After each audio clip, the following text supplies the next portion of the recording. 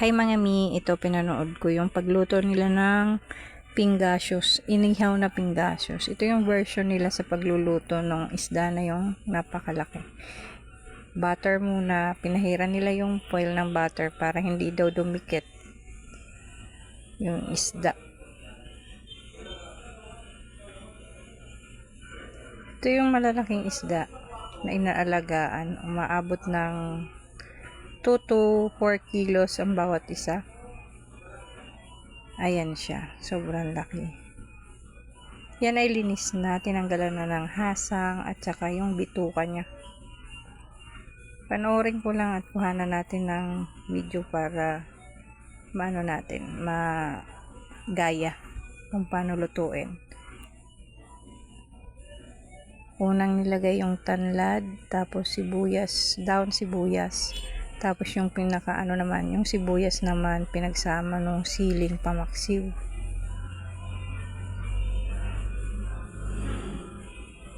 Ayan, ipapaloob sa tiyan ng isda yung tanlad. Ayan. Sumunod yung sibuyas at saka siling pamaksiw. May timpla yun siya, may konting asin, magic sarap. Ayan, nilagay niya lang sa tiyan ng isda.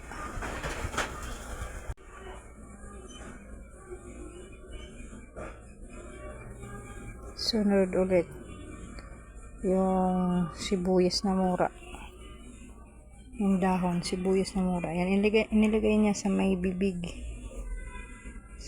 ng isda, yung sibuyas na mura. Yun yung dahon sa English, yung spring onion. Tapos nilagyan niya ulit ng sibuyas na may siling pamaksiw. Yan, pinuno niya.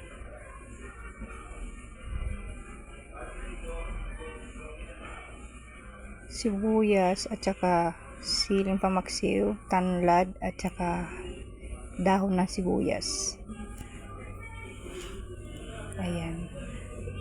Kasunod niyan, i-fold na yung foil.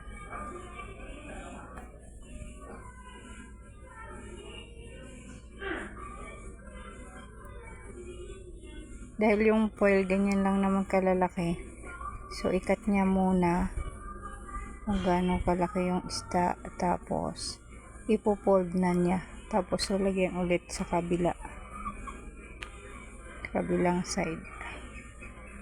Pinahiran niya ulit ng margarine para hindi manikit sa foil yung kanyang balat.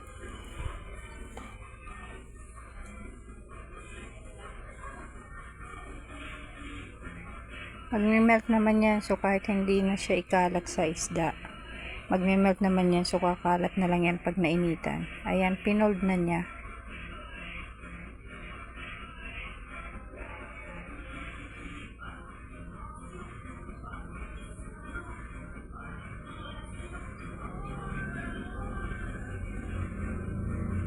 Ganitong luto rin pala pwede eh. Ang alam ko lang kasi dyan yung piprito muna tapos isisigang sa miso. Ayan, pwede pala yung ganyan. Ang alam ko kasi isa lang, tapos yung kinilaw pala. Pero yung inihaw na yan, maganda, pwede rin pala. Lalagyan mo lang ng sibuyas, daon ng sibuyas din, tapos tanlad, tapos siling pamaksiw, tapos titimplahan mo yun. Ayan. Diba? Isang luto na naman ng pingasyos ang ating na-discover ngayon.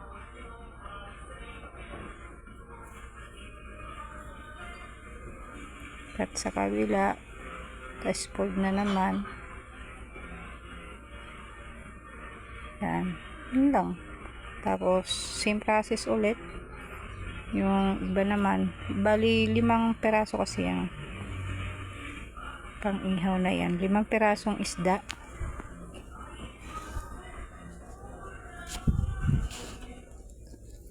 Tapos same process ulit, kung anong ginawa mo sa una, ganun pa rin sa pangalawa hanggang sa matapos.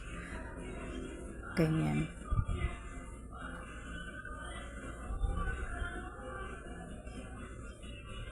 So ayan, ganun ulit. Tanlad muna, sumunod yung sibuyas at siling pamaksiw.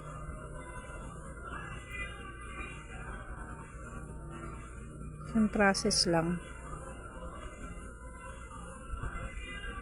Mukhang masarap siya kasi hindi siya malansa. Tsak, kasi may tanlad, may sibuyas na mura, may sibuyas at sili, tapos may butter, kaya hindi siya lalansa. Ayan lang guys, lalagay ulit yung dahon ng sibuyas. Same process lang, lalagay ulit sa bunganga yung sibuyas na may sili, tapos may timpla para mabango.